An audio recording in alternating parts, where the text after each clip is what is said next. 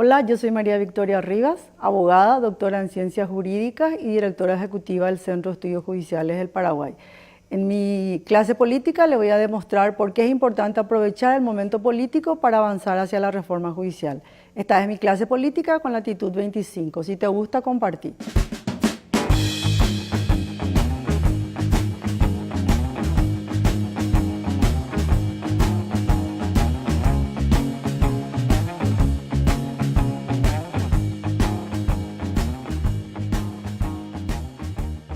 ¿Qué es lo que más le reclamamos al Poder Judicial? Le reclamamos al Poder Judicial, 1, la falta de independencia, 2, la falta de confianza y 3, la corrupción.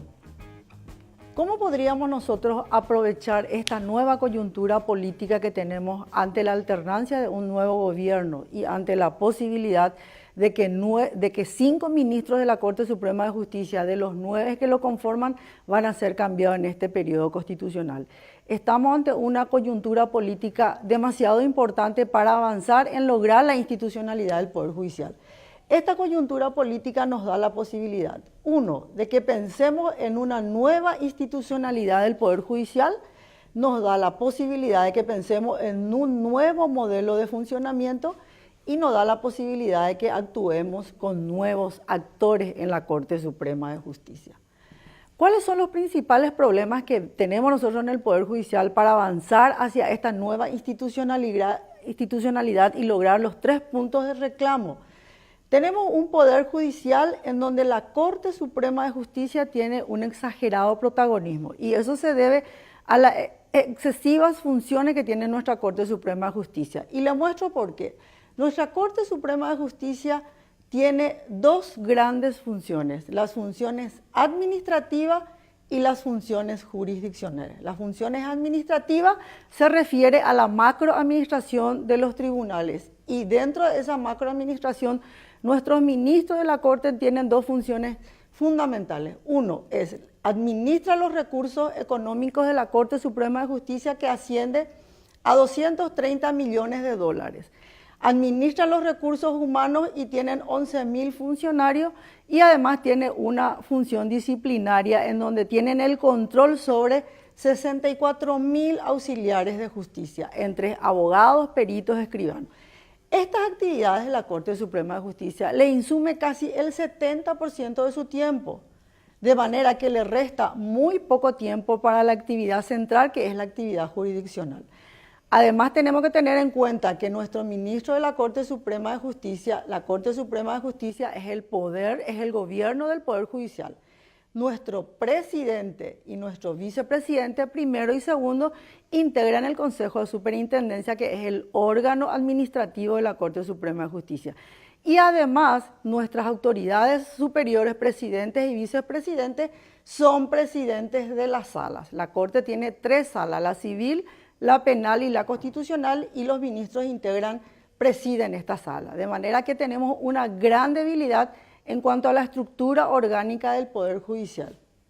En segundo lugar, tenemos un código de organización del año 1981, un código preconstitucional que nos define, nos organiza un Poder Judicial anticuado y desfasado a la realidad. Tenemos que avanzar en la modernización del Poder Judicial, dejando de lado los despachos burocráticos y atomizados que tenemos en este momento en el sistema judicial. Y las actividades jurisdiccionales y administrativas en la microadministración de los tribunales. ¿Qué significa eso? Que nuestros jueces también tienen actividades administrativas y jurisdiccionales. De manera que para cambiar el modelo de funcionamiento del Poder Judicial tenemos 3 órdenes de trabajo que tenemos que tener en cuenta. En primer lugar, lo relacionado exclusivamente a lo judicial, es decir, la actividad jurisdiccional propiamente dicha de los jueces, que es la actividad central del Poder Judicial. Segundo, la macroadministración y microadministración de los recursos económicos financieros del Poder Judicial. Y tercero, son las oficinas judiciales, que en este momento son oficinas atomizadas. Debemos avanzar en la modernización de las oficinas judiciales con la incorporación de importantes tecnologías en su funcionamiento. ¿Cómo vamos a lograr estos grandes cambios que necesita el Poder Judicial? Con acuerdo político. un acuerdo político que en primer lugar recupere la institucionalidad de la reforma del Poder Judicial. En segundo lugar, tenemos que mantener y respetar la independencia del Poder Judicial en el proceso de reforma.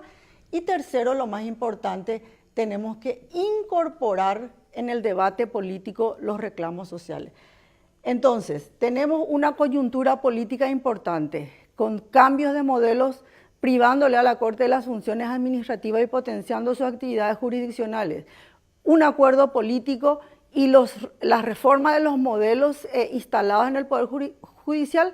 Creo que podríamos avanzar y pensar en una nueva institucionalidad del Poder Judicial.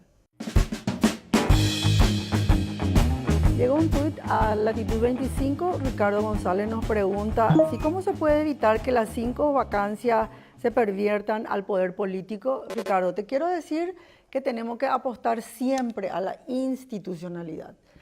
Estos procesos que están haciendo el Consejo de la Magistratura en elegir los mejores candidatos para conformar la terna, en donde la ciudadanía puede criticar y presentar sus denuncias contra los candidatos, apunta a lograr que las mejores personas lleguen a la Corte Suprema de Justicia. Esa es la única forma de poner freno al poder político y lograr que nuestros ministros de la Corte Suprema de Justicia sean independientes en el momento de dictar sus fallos.